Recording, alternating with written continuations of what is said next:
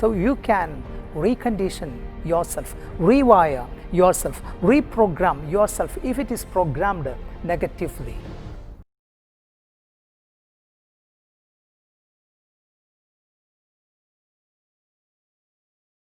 When I came here, a girl among you came to me and said very seriously, "Sir, I'm doing my final year degree, economics.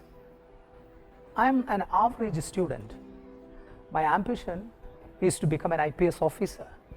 But my father is an auto driver. My mother is a housewife. I have a younger sister too. And we are staying in a rented house."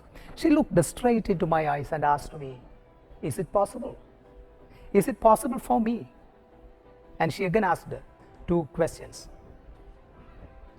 Why some people are successful, some are failures? Why some are rich, others are poor? What is the difference?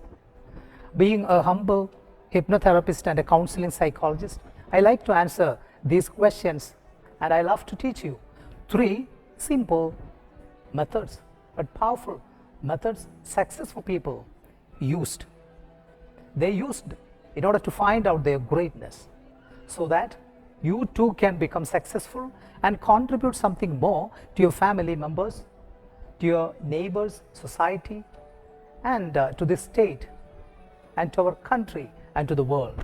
You are meant to do some spectacular things in this world, some magnificent things. You are not ordinary. You are extraordinary human being. It is possible. It's truly possible for you. When a man really desires something so deeply, and if he is willing to stake his entire future on a single turn of the wheel, he will definitely get it. Because success doesn't come to the most intelligent or to the most talented. Success comes to those who are thirsty for it, unquenchable thirst. Those who have an abnormal appetite, an insatiable appetite. The question is how thirsty you are, how hungry you are. You are 20, 21 years old. Now, why some people are successful, others are failures? Why some are rich, others are poor? Answer is psychological.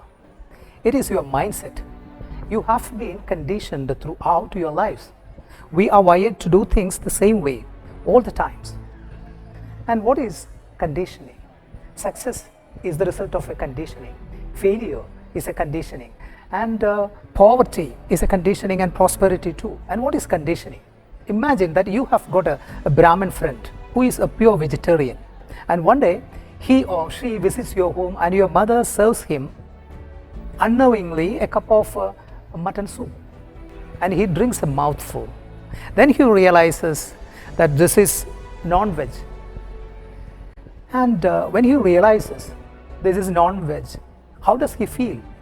He feels a kind of vomiting sensation. And what about you?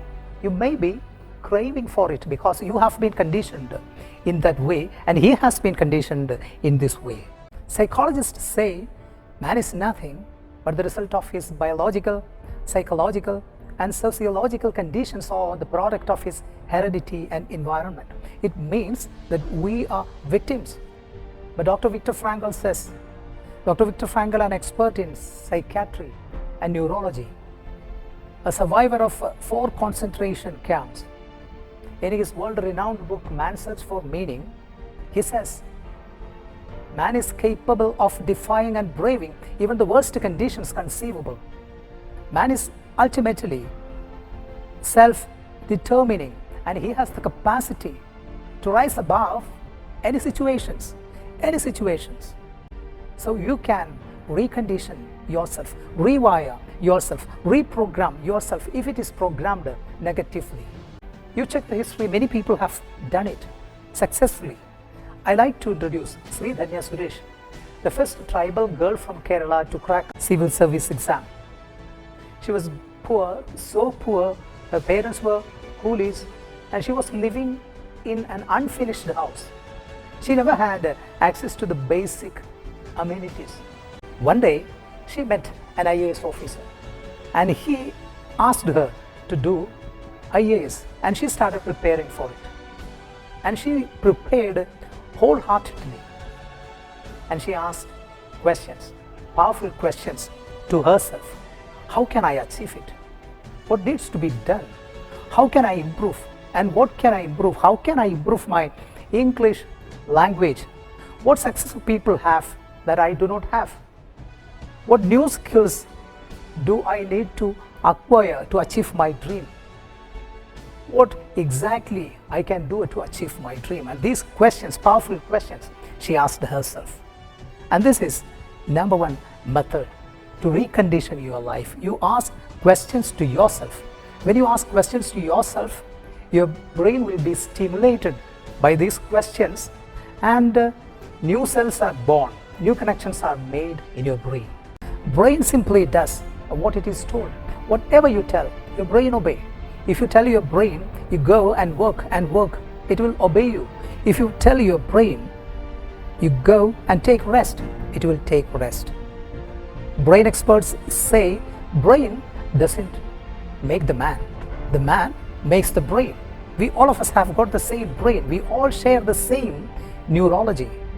There is no rich brain, no poor brain, no average brain, only normal brain. Ben Carson, celebrated neurosurgeon, says there is no such thing as an average human being. If you have a normal brain, you are superior. You can do anything. Nothing was ever in any man that's not in you. If anyone can do anything in this world, you too can. The problem, we never ask questions to ourselves. We always ask questions to others and we never get proper answers. My son, when he was studying in 5th standard, asked me how human beings came to this earth. I said, scientists say we are from monkeys. He asked the same questions to my wife, and she said, in the beginning, God created Adam and Eve, and we are the children of Adam and Eve. And he was confused. He asked, Amma, how is it possible that you say we are from God and Appa says that we are from monkeys? She said, my dear son, I am talking about my side of the family and he is talking about his side of the family. So if you want to change your life, ask questions to yourself. Take a journal daily and write down the questions if you want to ask something great. Ask yourself, what successful people have that I do not have? How can I improve? It doesn't matter. From where you are coming is not important.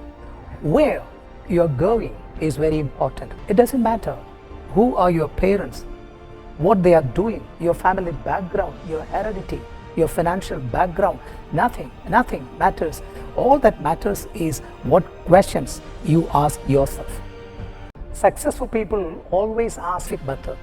A neuro linguistic programming technique, feeling the end results.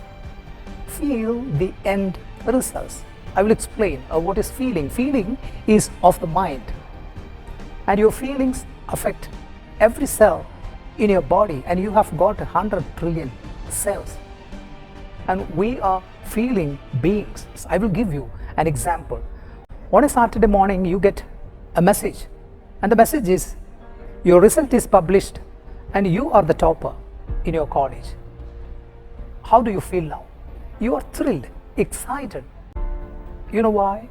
Because your cells are vibrating, and you inform your parents. They can't believe it.